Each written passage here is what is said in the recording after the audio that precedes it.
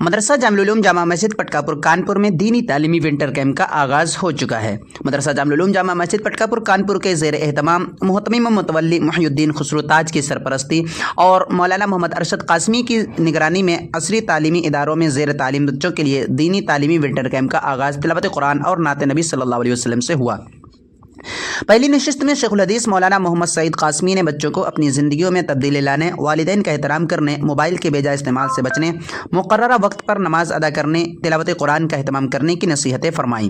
استاد حدیث مفتی عبدالرشید قاسمی نے اپنے مخصوص انداز میں طلباء کو برائیوں سے بچنے، سوشل میڈیا کے صحیح استعمال اور اچھے لوگوں چینلوں کو فالو کرنے اور فحاشی و عریانیت والے چینلوں سے اپنے آپ کو بچانے کا اہتمام کرنے کی نصیحت کی۔ مدرسے کے استاذ مفتی امیر اللہ قاسمی نے مدارس کے قیام کی ضرورت اور مدرسہ جامع العلوم کا تعارف کرایا۔ نظامت کے فرائض کنوینر مفتی محمد سلطان قمر قاسمی اور مفتی محمد معاذ قاسمی نے مشترکہ طور پر انجام دیے۔ اس موقع پر پروگرام کے سرپرست اور مدرسے کے محتمم متولی محی الدین خسرو تاج، مدرسے کے خازن روفی وکی اور اساتذہ مدرسہ بطور خاص موجود رہے۔ دینی تعلیمی ونٹر کیمپ کے کنوینر مفتی محمد سلطان قمر قاسمی نے یہ اطلاع دیتے ہوئے بتایا کہ سہروزہ کیمپ میں پیغمبر اسلام، صحابہ کرام، اہل بیت رضی اللہ عنہم کی سیرت، خدمات و قربانیوں سے روشناس کرانے کے ساتھ اسلامی معاشرت و اخلاقیات سے واقف کرایا جائے گا۔ آخری نشست جمعرات کو بعد نماز مغرب منعقد ہوگی، جس میں مولانا محمد جعفر مسعود ندوی، سیکریٹری مسلم پرسنل لا بورڈ کا خصوصی خطاب ہوگا۔ کیمپ میں شرکاء کو اعزاز و انعامات سے نوازا جائے گا۔ مدرسے کے استاذ مولانا نعمان قاسمی لکھیم پوری کا بیان۔ ونٹر کیمپ کے شرکاء کے درمیان آپ کی خدمت میں برائے احسان۔ ان کو کون نکال کر لائے گا؟ ہر کوئی نکال سکتا ہے؟ جو ماہر شریعت ہے، قرآن کا ماہر ہے، حدیث کا ماہر ہے، وہ غواصی کرے گا اور جو ہے ان کے ذہن میں جا کر اپنے علم اور تحقیق کی روشنی میں نکالے گا۔ آپ دنیا کے اندر ذرا نظر ڈالیے، غور کیجیے، یہاں آپ کو دکھائی دے گا کہ ہر کام جو ہے اس کا ماہر کرتا ہے، ہر کام اس کا ماہر کرتا ہے۔ اگر بے ماہر کام کرے گا تو کام کو بگاڑ دے گا۔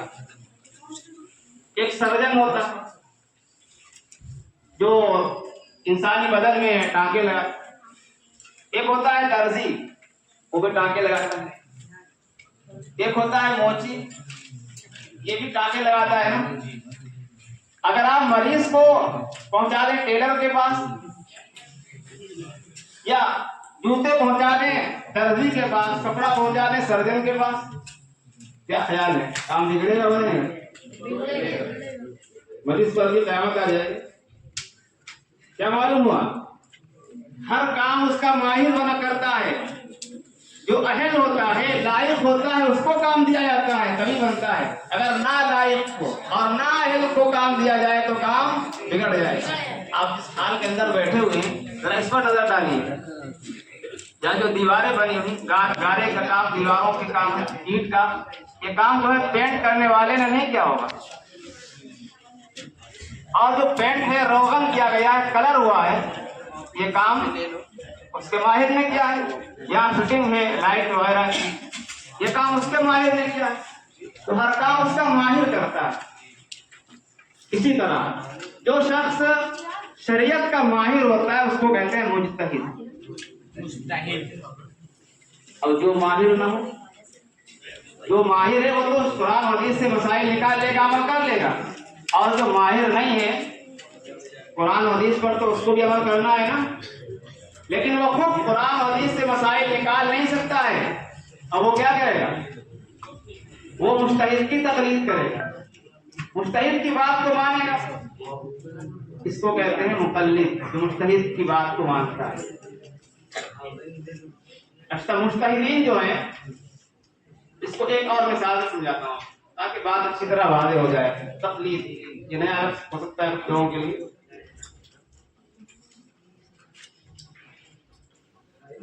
تین سیاسی لیڈران اور سیاسی نیتا مان لیجیے، ایک فلائٹ سے تین لیڈران آ رہے ہیں، تین پارٹیوں کے تین لیڈران آ رہے ہیں۔ ایک مثال دے رہا ہوں، ایک کانگریسی لیڈر ہے، ایک بی جے پی کا ہے، اور ایک سپا کا ہے۔ جب ایئرپورٹ پر یہ آئیں گے تو اس سے پہلے ان کی پارٹیوں کے جو ورکر ہیں وہ ان کے استقبال کے لیے پہنچیں گے نا۔ ہر پارٹی کے ورکر اپنے لیڈر کے استقبال کے لیے وہاں پہنچے ہیں. خالی ہاتھ جائیں گے؟ کچھ لے کر جائیں گے؟ پھول ہاتھ مالا وغیرہ لے کر جائیں گے. جب جہاز لینڈ ہوا اب کانگریسی لیڈر آ رہا ہے. جب وہ قریب آئے گا تو اس کے ورکر دیکھیں گے تو ذرا اچھلیں گے اور کودیں گے، نعرہ لگائیں گے. پاس آ جائے گا تو کیا کریں گے؟ اس کا ہاتھ ڈالیں گے، مالا پہنیں گے. پھر وہ آگے چلے گا یا اس کے پیچھے چلیں گے. اسی طرح دوسرا لیڈر آئے گا دوسری پارٹی کا تو اس کے ورکر بھی یہی کام کریں گے، نعرے لگائیں گے، اس کو ہاتھ پہنائیں گے، مالا ڈالیں گے اور اس کے پیچھے پیچھے چلیں گے. یہ ہے تقلید. کسی کے گلے میں ہار ڈالنا یہ تقلید کہلاتا ہے. اپنی عقیدت کا ہار پہنانا کسی کو. اب آج کل کچھ لوگ ہیں جو تقلید کا معنی ہی غلط بیان کرتے ہیں. تقلید کا غلط معنی بیان کر کے نوجوانوں کے ذہن و دماغ کے اندر شکوک پیدا کرتے ہیں. کیا کہتے ہیں کہ تقلید کا معنی ہے پٹا ڈالنا، گلے میں پٹا ڈالنا اور پٹا ڈال کے اس میں ایک رسی باندھ دینا اور کہہ دینا کہ یہ کسی کے ہاتھ میں دے دینا. امام ابو حنیفہ کے ہاتھ میں، امام شافعی کے ہاتھ میں اور امام مالک کے ہاتھ میں. یہ رسی لے کر چلو، جہاں جانا چاہتے ہو لے جاؤ، جنت میں لے جاؤ یا جہنم میں لے جاؤ. یہ تقلید کا معنی نہیں ہے، یہ غلط ہے. جب یہ معنی نوجوان طبقہ سنتا ہے تو اس کے دماغ میں آ جاتا ہے اور سمجھتا ہے کہ میں پٹا کیوں ڈالوں، میں انسان ہوں، سمجھدار ہوں، کسی کا پٹا کیوں ڈالوں اور اپنے رسی باندھ کر کسی کے حوالے کیوں کروں. مجھے اللہ نے عقل سے نوازا ہے، میں خود فیصلہ کروں.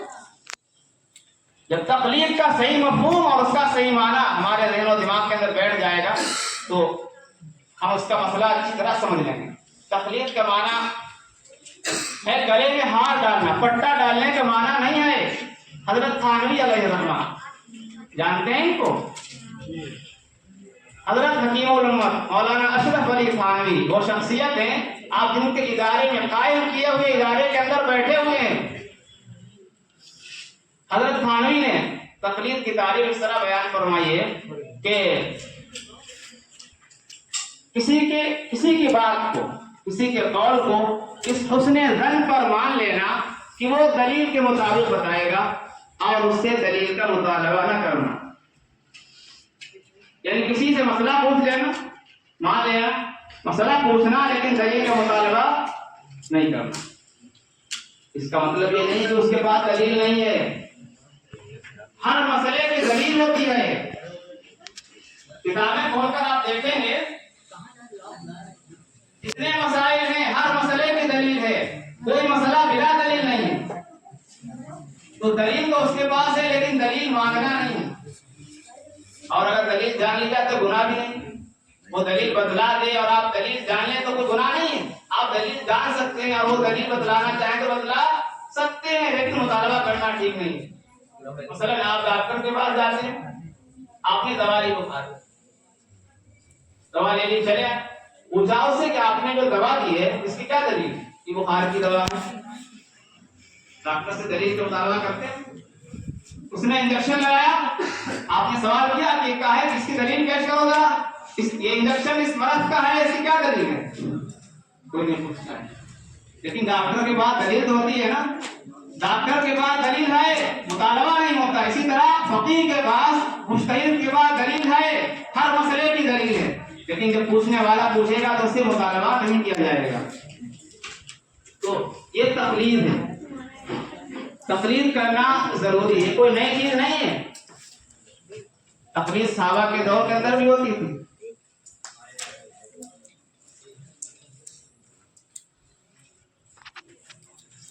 تقلید کی دو قسمیں ہیں، ایک تو ہے تقلید مطلق، ایک ہے تقلید خاص. تقلید مطلق کیا ہے؟ کسی بھی سے مسئلہ معلوم کر لینا، کسی بھی مجتہد سے، کسی بھی امام سے مسئلہ معلوم کر لیا جائے، یہ تقلید مطلق. اس میں کسی امام کی کوئی قید نہیں. اور ایک ہے تقلید شخصی. تقلید شخصی کیا ہے؟ کسی معین شخص، کسی معین مجتہد کی تقلید کرنا. مثلا 4 امام جو مقرر ہوئے، امام اعظم ابو حنیفہ علیہ الرحمہ، امام مالک، امام شافعی، امام احمد ابن حنبل، ان میں سے کسی معین امام کی تقلید کرنا، یہ ہے تقلید شخصی۔ کوئی یہ سوال ہوتا ہے کہ تقلید شخصی کیوں ہے؟ بھائی پہلے تقلید تو ہوتی تھی، صحابہ کے دور میں تقلید ہوتی تھی، جس سے مسئلہ چاہتے تھے معلوم کر لیتے تھے، کوئی شخص متعین نہیں تھا فلاں صاحب سے نہیں معلوم کرنا ہے، فلاں سے نہیں معلوم کرنا ہے، یہ متعین کیوں ہے؟ فلاں امام جی کی پیروی کرنی ہے، ان کے علاوہ کسی اور کی تقلید نہیں کرنا ہے۔ جب پہلے نہیں تھی، صحابہ کے دور میں نہیں تھی، اب آپ تقلید شخصی کیوں ہے؟ دو باتیں ہیں، تقلید شخصی صحابہ کے دور میں بھی تھی۔ مکہ مکرمہ میں عبداللہ ابن عباس کی تقلید ہوتی، کوفہ میں عبداللہ ابن مسعود کی تقلید ہوتی، اور یمن میں معاذ بن جبل رضی اللہ تعالیٰ عنہ کی تقلید ہوتی تھی، اور مدینہ میں زید بن ثابت رضی اللہ تعالیٰ عنہ کی تقلید ہوتی تھی۔ یہ تقلید شخصی ہے کہ نہیں؟ متعین صحابی کی تقلید ہو رہی ہے۔ فرق اتنا تھا کہ پہلے تقلید شخصی واجب نہیں تھی، تقلید شخصی ضروری نہیں تھی، اور آج کے دور میں تقلید شخصی ضروری ہے۔ اب ہمیں یہ سمجھنا ہے کہ یہ فرق کیوں ہوا ہے، پہلے تقلید شخصی ضروری نہیں تھی اور اب کیوں ضروری ہے۔ پہلے یہ سمجھیے کہ تقلید کیوں ضروری ہے، پھر ہم بتائیں گے کہ تقلید شخصی کیوں ضروری ہے۔ دیکھیے، ہر مسلمان پر دین کے ہر مسئلے کو جاننا ضروری ہے یا نہیں؟ ہر مسلمان پر دین کے ہر مسئلے کو جاننا ضروری ہے۔ دوسرا مسئلہ، دوسری بات، کیا ہر مسلمان اس پوزیشن میں ہے کہ وہ دین کی ہر بات کو جان سکے؟ ہر مسلمان اس پوزیشن میں نہیں ہے کہ وہ دین کی ہر بات کو اور اپنی ہر دینی ضرورت کو قرآن و حدیث سے نکال سکے۔ تو باتیں ہو، ہر مسلمان کے لیے دین کے ہر مسئلے سے واقف ہونا ضروری ہے۔ دوسری بات، وہ اس پوزیشن میں نہیں ہے، تو ایسی صورتحال میں کیا کرے گا؟ اب تقلید کے علاوہ کوئی چارہ ہے، کوئی راستہ دکھتا ہے؟ قرآن فرماتا ہے فَاسْأَلُوا أَهْلَ الذِّكْرِ إِن كُنتُمْ لَا تَعْلَمُونَ، اگر تم نہیں جانتے ہو تو جاننے والوں سے پوچھ لو۔ یہ کیا ہے؟ یہ تقلید ہے۔ اچھا، جب تقلید ضروری ہے، چلیے تقلید شخصی کیوں ضروری ہے؟ اس کا جواب، اللہ تعالیٰ نے جو دین نازل کیا ہے، ہم کو جو دین دیا ہے، یہ دین کس لیے دیا ہے؟ اس پر عمل کرنا ہے یا نہیں کرنا ہے؟ عمل کرنے کے لیے۔ اللہ تعالیٰ نے جو ہم کو دین دیا ہے، عمل کرنے کے لیے دیا ہے۔ اس کا مقصد کیا ہے؟ تدین، دیندار بننا، دین کو اختیار کرنا، دین کو اپنی زندگی میں نافذ کرنا، یہ کچھ اور مقصد ہے۔ دین پر عمل کرنے کے لیے ہم کو یہ دین دیا گیا ہے۔ اب اگر دین پر عمل کرنے کے لیے کسی ایک امام کا پابند نہ بنایا جائے، کسی ایک مسلک کا پابند نہ بنایا جائے، تو پھر دین پر عمل نہیں ہوگا، بلکہ تشہی کا دروازہ کھل جائے گا۔ تشہی یعنی ہر انسان اپنی خواہش پر عمل کرے گا، اپنے نفس کی پیروی کرے گا۔ اگر کوئی ضرورت پیش آئی، کوئی مسئلہ درپیش ہوا، تو پھر ایک امام کے پاس گیا، مسئلہ پوچھا، سمجھ میں نہیں آیا، دوسرے کے پاس گیا، بات نہیں بنی، کہیں اور گیا، چکر لگاتا رہا، کہیں اسے ضرورت کی بات مل گئی۔ جب وہ اپنے مقصد کو تلاش کر رہا ہے، اپنی غرض کو تلاش کر رہا ہے، اپنے من مانی بات چاہتا ہے، یہ کس پر عمل ہوا؟ حدیث پر عمل ہے یا خواہش پر عمل ہے؟ یہ اپنی خواہش پر عمل ہے، اپنی مرضی پر عمل ہے، نہ قرآن پر عمل ہے نہ حدیث پر عمل ہے۔ تو اگر ایک معین امام کی، ایک معین مجتہد کی تقلید کو لازم نہیں کیا جائے گا، تو انسان دیندار نہیں بن سکتا ہے، اس سے دین پر عمل نہیں ہو سکتا ہے، اس سے اپنی خواہشات پر، اپنی چاہت پر، اپنی مرضی پر عمل کرنے کا دروازہ کھلے گا۔ جب انسان اپنی مرضی پر عمل کرے گا تو شریعت کی ساری پابندیاں ہٹ جائیں، سب ضائع ہو جائیں گی۔ جو مقصد تھا شریعت کو نازل کرنے کا، دین کو ہم تک بھیجنے کا، تدین، دیندار بننا، वो हासिल नहीं हो सकेगा। इसको एक वाक़ई से ज़रा समझिए तो और बात अच्छी तरह समझ में आएगी। एक खलीफा गुजरे बादशाह हारून रशीद नेक बादशाह गुजरे। इनके दरबार में एक साहब पहुंचे, एक मौलाना, एक मौलवी, एक किताब लेकर। हारून रशीद के दरबार में एक साहब पहुंचते हैं, काहे के लिए? एक किताब लेकर पहुंचे हैं। ऐसी किताब है उन्होंने लिखी है, नई किताब। पहले ये होता था कि जब कोई किताब लिखता था उसे बादशाह के दरबार में ले जाते, काहे के लिए? बादशाह देखेगा, खुश होगा, एक इनाम देगा, किताब तुम्हारी चलेगी। बादशाह ने पूछा क्या लाए हो? किताब है। कैसी किताब, इसमें क्या है?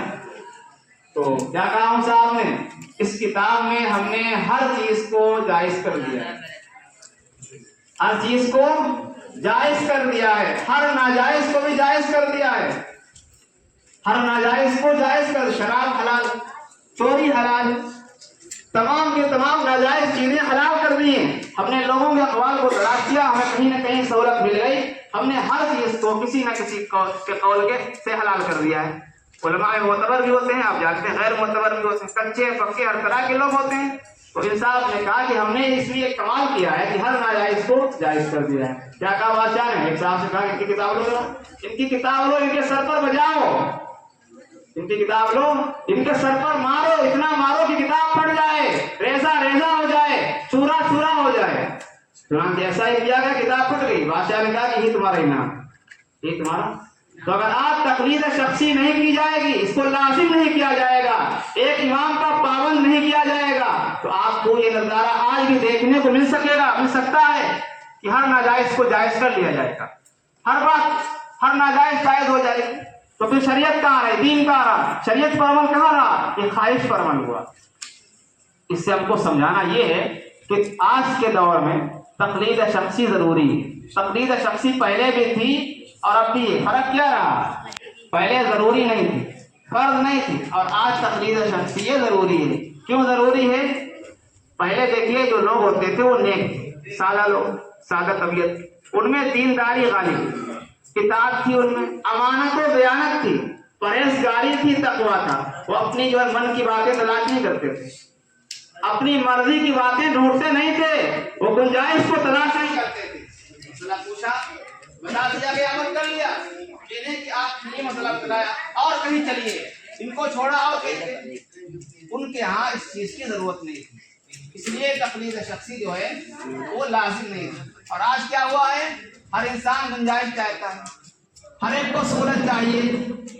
जब हर इंसान सहूलत तलाश करेगा और गुंजाइश को ढूंढेगा तो फिर वो दीनदार नहीं बन सकता है। लिहाजा शरीयत को नासिब करने का जो मकसद था, दीन को हम तक पहुंचाने का जो मकसद था, वो फौत हो जाएगा। इसलिए बाद के फुक़हा ने और मुज्तहिदीन किराम ने तय किया कि अब तकलीद शख्सी को लाजिम किया जाए और हर इंसान को इसका पाबंद बनाया जाए। नात नज़्म, क़िरात व तक़रीर और मज़ीद दीनी दुनियावी अच्छी वीडियोज़ के लिए हमारे YouTube चैनल नजीब खान जामी को सब्सक्राइब करें।